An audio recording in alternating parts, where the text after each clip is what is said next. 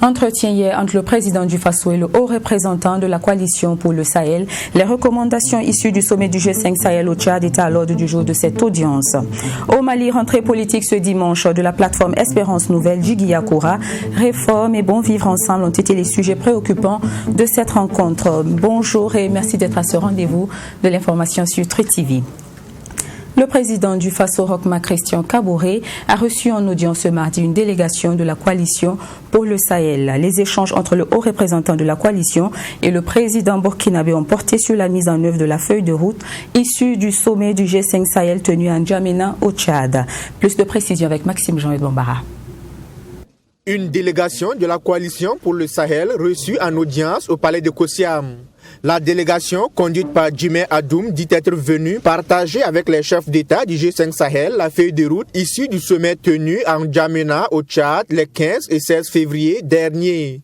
Cette visite s'inscrit donc dans le cadre du suivi des décisions prises lors de ce sommet. Pour ce qui est du Burkina, nous sommes venus prendre, si vous voulez, les instructions du chef de l'État quant au point essentiel relatif à la mise en œuvre donc, de cette feuille de route. Il y a essentiellement l'engagement politique très fort que le président nous a donc confirmé. Il y a le besoin d'une coordination interministérielle d'un comité national qui va gérer plus ou moins donc, cette feuille de route.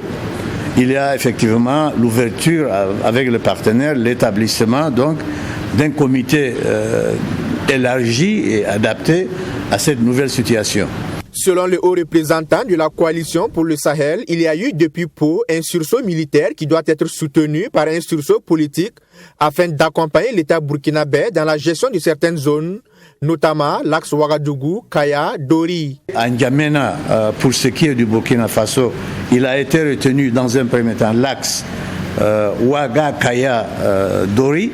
Naturellement, il va y avoir d'autres axes, mais pour le moment, nous sommes venus solliciter donc, si vous voulez, la bénédiction du chef de l'État pour permettre aux partenaires, aux uns et aux autres, à l'État ensemble de créer donc cette synergie pour rendre opérationnelles donc les activités qui vont avoir donc un effet sur la population tout au long de cet axe. À en croire le chef de la délégation, un contingent tchadien sera déployé pour mener des opérations conjointes avec les forces armées nationales des pays du G5 Sahel. Le déploiement d'un deuxième bataillon tchadien au sein de la force conjointe du G5 Sahel sera la concrétisation d'une promesse du sommet de Pau. Ces troupes tchadiennes auront pour zone d'intervention le fuseau centre Mali-Burkina-Niger. Audience également ce mardi chez le ministre en charge de la réconciliation nationale burkinabé. Il a reçu une délégation des chefs Peul de la région de l'Est. Cohésion et réconciliation entre les burkinabés ont évidemment été les questions au cœur des échanges. Les chefs Peul ont également exprimé leurs attentes vis-à-vis des actions du ministre Zéphirin Diabré. Sanata Serré. C'est une délégation essentiellement composée de chefs coutumiers de la région de l'Est. Elle est venue au nom de la communauté Peul de la région féliciter le ministre Zéphirin Diabré et lui témoigner son engagement à le soutenir dans la mission qui lui a été confiée. Elle se réjouit d'ailleurs de la création d'un ministère chargé de la réconciliation nationale et de la cohésion sociale. Une chose qui, selon elle, va permettre d'atténuer la tension entre les Peul et les autres communautés. La situation sécuritaire a atteint un point où toutes les communautés du Burkina se sentent menacées, et en particulier la communauté Peul se sent beaucoup menacée parce qu'elle le subit à deux titres. D'abord, victime des attaques directes des terroristes, au même titre que les autres communautés, mais aussi elle fait face à la furie des autres communautés et de certaines forces d'autodéfense qui, à cause des amalgames créés justement par ces actes de terroristes, ont commencé à créer des suspicions entre les différentes communautés, en particulier entre la communauté Peul et les autres communautés. La situation sécuritaire et même les cas d'exaction ont connu une amélioration selon le porte-parole de la délégation, mais les attentes restent nombreuses. Nos attentes sont nombreuses. Parce que nous avons d'abord dressé la situation actuelle dans la région de l'Est, où nous avons remarqué que les choses vont de mieux en mieux. La situation sécuritaire va de mieux en mieux. Les exactions que la communauté Peul avait l'impression de subir également ont diminué. Mais quand même, ils ont noté, ils ont informé le ministre qu'il persiste encore quelques actes de certaines communautés ou de certaines forces d'autodéfense qui ressemblent fort bien à de la stigmatisation. Ça persiste toujours, mais il y a beaucoup d'améliorations et la délégation a demandé au ministre d'État de s'impliquer auprès du gouvernement, auprès de tous ses collaborateurs, acteurs de la sécurité sur le terrain, pour permettre donc à la communauté Peul non seulement de vivre en paix avec les autres communautés, mais aussi de participer à la paix et à la construction de la paix et de la cohésion sociale. La bonne formule de la réconciliation, selon ces chefs coutumiers de la région de l'Est, est d'abord de faire comprendre aux populations qu'aucune communauté n'est à la base de la terreur que vit le Burkina Faso, mais plutôt un groupe de malfaiteurs. Ils invitent par ailleurs les fils et filles du Burkina Faso à se donner la main afin de vaincre ensemble ces maux qui minent le pays. Journée internationale de la femme ce 8 mars, le président de l'Assemblée nationale burkinabé, Alassane Bala Sakandé, l'a célébré dans le village de Bakpara, dans la commune de Nako, région du sud-ouest. Ce choix a fait suite au constat d'un reportage sur les conditions de vie des femmes dans cette localité en matière d'approvisionnement en eau. Mamitriana Kamabou. La présence du président de l'Assemblée nationale dans le village de Bakpara fait suite à un reportage de la télévision nationale diffusé il y a quelques jours. Dans cet élément, nos confrères de la RTB montraient le calvaire que vivent les populations de ce village en matière d'accès à l'eau potable. Touché par ce reportage, Alassane Bala Sakandé a donc décidé d'aller commémorer la journée du 8 mars 2021 aux côtés des femmes de cette localité. Et étant donné que c'est le 8 mars, on parle d'autonomisation et de responsabilisation de la femme, dites-moi comment une femme peut passer toute une journée entière à rechercher de l'eau dont elle n'est même pas sûre d'avoir. En quoi et comment elle peut exercer d'autres activités qui tendent à son autonomisation? Ce n'est pas possible. Et aujourd'hui, il faut reconnaître que la corvée d'eau est une servitude qui se conjugue au féminin. Et étant donné qu'elle est conjuguée au féminin, nous devons tous, je dis bien tous, ensemble, travailler à sortir les femmes-là de cette situation difficile. C'est dans de ravins et autres trous perdus que les femmes font le pied de grue pour attendre et recueillir progressivement l'eau qui jaillit à faible quantité. La couleur et l'odeur en disent long sur la qualité de cette eau que les femmes puisent non sans difficulté. Une eau qui a sans doute un impact négatif sur la santé de cette population. En tout cas, nous tombons souvent malades, mais nous ne savons pas si c'est à cause de l'eau ou pas. Comme je vous le disais, nous avons un frère qui a subi une opération et qui est maintenant à la maison. Nous sommes de trouver que nos mamans puissent de l'eau ici. Nous avons donc 3 ravins qui nous servent de point d'eau. Il y a 2 qui sont déjà asséchés. Il ne reste que 1. Si ça finit. Le président de l'Assemblée nationale a vécu l'expérience de cette corvée d'eau avec les femmes en descendant pour remplir un seau. Il lui a fallu beaucoup de patience pour remplir son récipient. Mesurant donc l'urgence, Alassane Bala Sakandé, au nom de l'Assemblée nationale, a offert 2 forages aux habitants de Bakpara. Il a annoncé un 3e forage offert par une organisation. Nous ne sommes pas venus les mains vides. Nous avons proposé que dans les jours à venir, en tout cas, l'Assemblée nationale mettra à la disposition des populations de Nako 3 forages, dont 2 sur financement de l'Assemblée nationale, et un forage qui nous a été offert par un partenaire. Ce geste de l'Assemblée nationale a été bien apprécié par les autorités communales de Nako. Les parlementaires burkinabés ont en outre remis 5 tonnes de vivres aux populations de Bakpara. Les travaux de construction des forages devront commencer dans une semaine, a laissé entendre le président de l'Assemblée nationale, Alassane Bala Sakandé.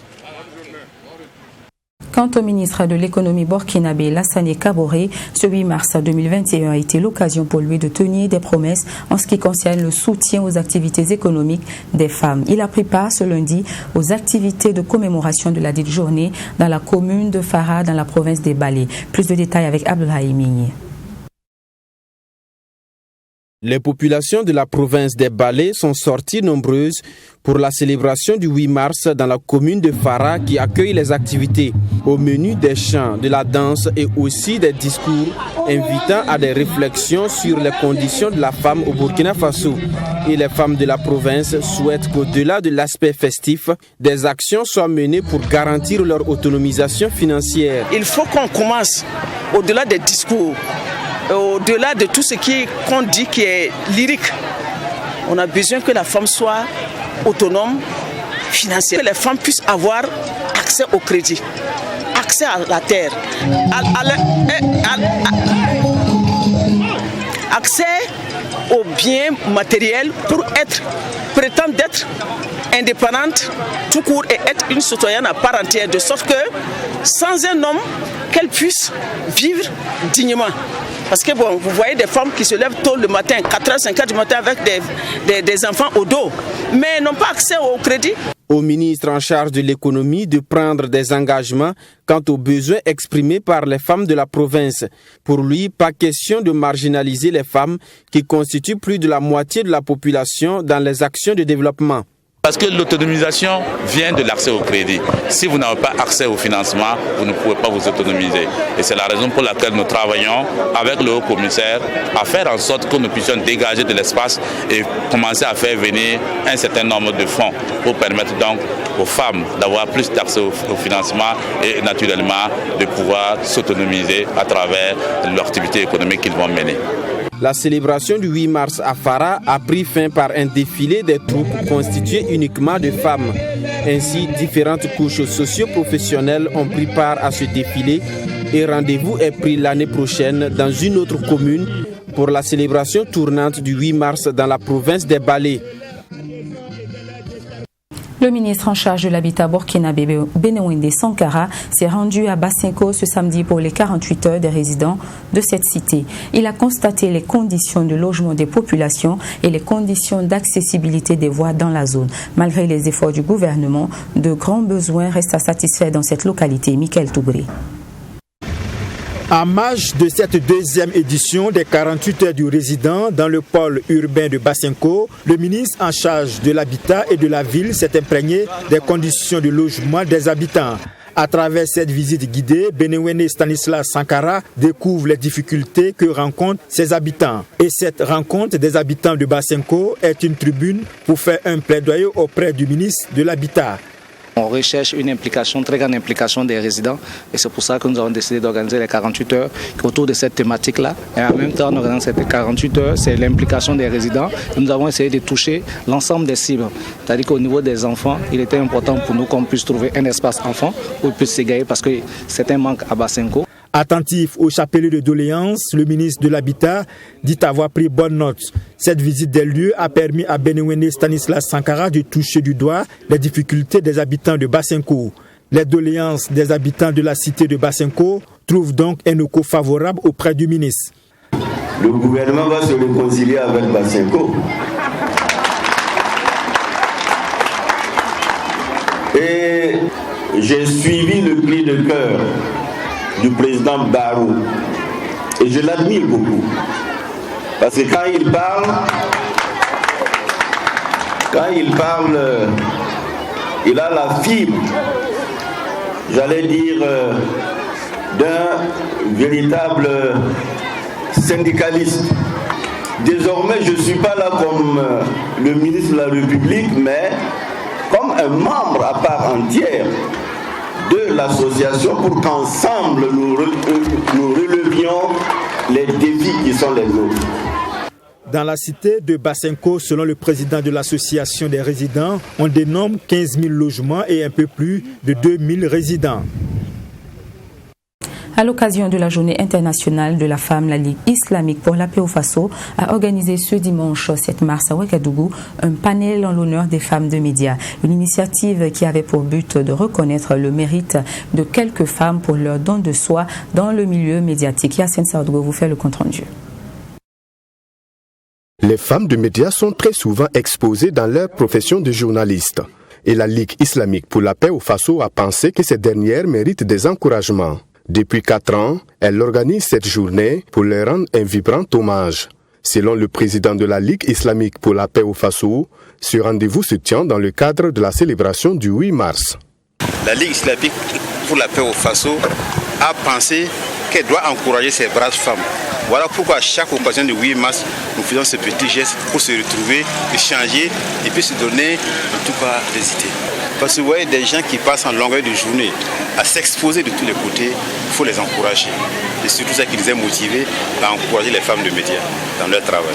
Pour le docteur Zonabo Koulibaly, présidente du Conseil des femmes du Burkina, le journalisme et vie des couples font bon ménage à condition que les femmes de médias privilégient le dialogue pour l'épanouissement de leur famille. Il y a beaucoup d'imprévus dans votre métier, vous ne maîtrisez pas toutes les données, c'est difficile de faire une planification avec la vie de famille.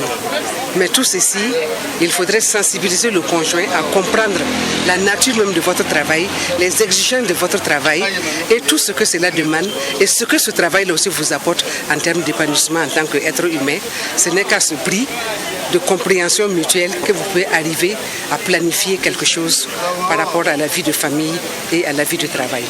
À cette rencontre, des femmes de médias à l'image de Sonia Kokti de la télévision Troy TV ont été distinguées. Elles ont accueilli cette distinction avec joie et reconnaissance. J'étais très surprise quand j'ai appris que j'allais recevoir cette attestation. Et ça me touche énormément parce que je me rends compte que au-delà du simple fait de consommer l'information à travers ce que je fais, la présentation à la télé, il y a des gens qui estiment que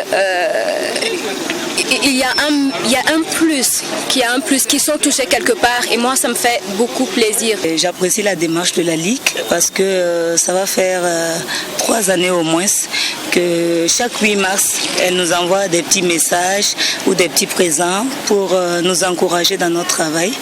Et également aujourd'hui, quand on voit le profil de toutes celles qui étaient là, c'est une ligue islamique, mais il y avait toutes les confessions religieuses. Et donc, ça me satisfait, d'autant plus que c'est l'union, la paix et la solidarité qui sont prônées. Et donc, c'est vraiment un encouragement à mieux faire, à aller de l'avant. Ce sont au total 6 femmes de différents médias qui ont vu leurs efforts récompensés. Au regard de l'engouement autour de cette cérémonie de récompense et de l'intérêt suscité, la Ligue islamique pour la paix au Faso entend élargir ce cadre d'échange pour permettre une très grande participation des femmes de médias. Parlons sport à présent avec la suspension du stade de football burkinabé, le stade du 4 août, par la Confédération africaine de football. Une semaine après cette annonce, la sanction est désormais levée selon le ministre des Sports qui a rassuré que des travaux vont bientôt commencer. Yassine Saoudgo. Une semaine après la suspension du stade du 4 août obligeant les autorités à prendre des mesures idoines, le ministre des Sports, Dominique Nana, devant la presse, annonce la levée de cette mesure. Suite à un recours adressé au comité d'urgence de la CAF, une réponse favorable a été reçue. Les étalons pourront jouer leur match officiel jusqu'en juin prochain. On n'a pas porté cette information publique parce qu'il fallait se donner toutes les chances de pouvoir aboutir. Dieu merci, ça a abouti. On a fait la procédure avec la Fédération nigérienne de football. Le recours a été adressé, le plaidoyer a été fait et effectivement le comité d'urgence nous a levé la suspension jusqu'au mois de juin. Je dois dire que c'est une bouffée d'oxygène, ça permet de pouvoir jouer le match du 29 à Ouagadougou. Mais la procédure de normalisation, elle suit son cours. Elle est indépendante de cette question de suspension ou de non-suspension. Et je dois dire que nous avons évité de traiter les questions de cette importance-là avec émotion et passion. En ce qui concerne le délai qui va jusqu'en juin prochain, le ministre des Sports dit ne pas être sous pression. Pour lui, il y a des priorités et des exigences à en tenir compte. Par rapport à l'échéance de juin, je vous dis, moi je ne suis pas prisonnier du temps. Je ne suis pas prisonnier du temps. Je suis prisonnier de la qualité, de l'exigence de qualité, et c'est ça qui sera notre credo. Voilà. Nous n'allons pas nous précipiter pour faire un travail qui sera remis en cause. Nous allons prendre le temps qu'il faut pour faire un ouvrage de qualité. Bien sûr, nous allons discuter avec la CAF et la FIFA pour avoir ce qu'on appelle un moratoire. Il y a des questions urgentes. Je pense que la question de la pelouse est une question urgente. La question des vestiaires, c'est une question urgente. La question des lumières, c'est une question urgente. Mais à partir du moment où on joue actuellement les stades et les matchs à huis clos, la question des sièges ne peut pas être aussi urgente que la question de la pelouse. Donc, c'est dire qu'on peut trouver un calendrier sur lequel on va travailler de manière à ce qu'on ne retombe plus dans la suspension. L'intention de l'organisation de la CAN au Burkina Faso est toujours en vigueur, à en croire le ministre. Mais cela dépendra du cahier de charges que va présenter la Fédération burkinabé de football. Mais si on veut accueillir une manifestation, il faut qu'on se donne les moyens d'avoir ces infrastructures pour pouvoir accueillir la manifestation. Donc je pense que forcément, si nous ne sommes que